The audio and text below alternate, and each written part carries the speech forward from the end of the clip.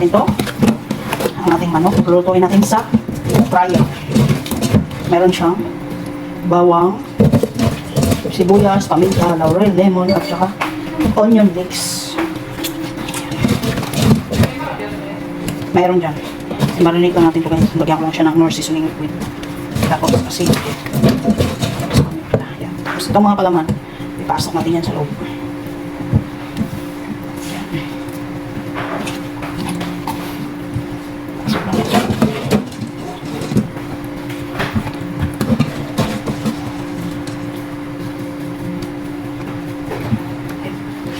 Tapos i-marinate ko naman siya dyan.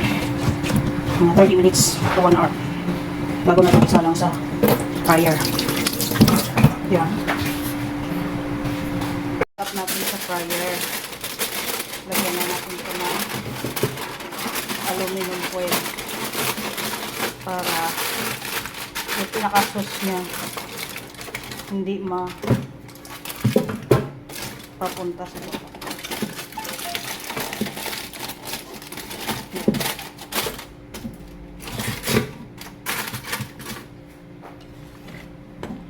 Ito yung manok na tinimplahan ko.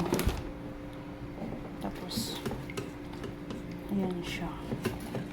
Maglagay tayo ng baby potato tsaka baby carrots sa ilalim. Ayan. Ito. Pinakasas niya. Ilagay natin sa loob.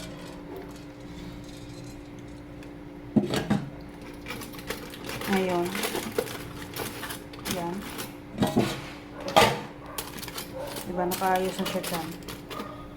Lagyan natin ito ng baby potato.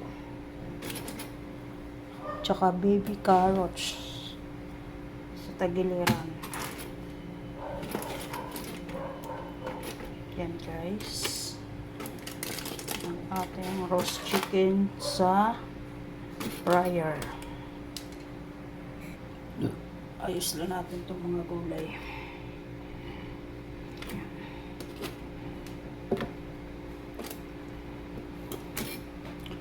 Tapos lagyan natin ng rosemary sa ibabaw para mabango. Yan. Toppings lang yung rosemary. Para hindi din siya mabigla, ang gawin natin ay takpan natin sa ibabaw. Yan. Takpan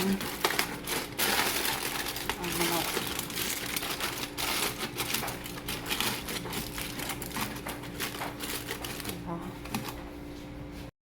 Yan natin sa ating fryer. Mga 45 minutes na bago baliktarin. Iwan natin siya. Todo ko siya. Tapos yung apoy niya nasa 200. 200. Yung ating naluto sa fryer. Yan. Ang kalabasa. Yan.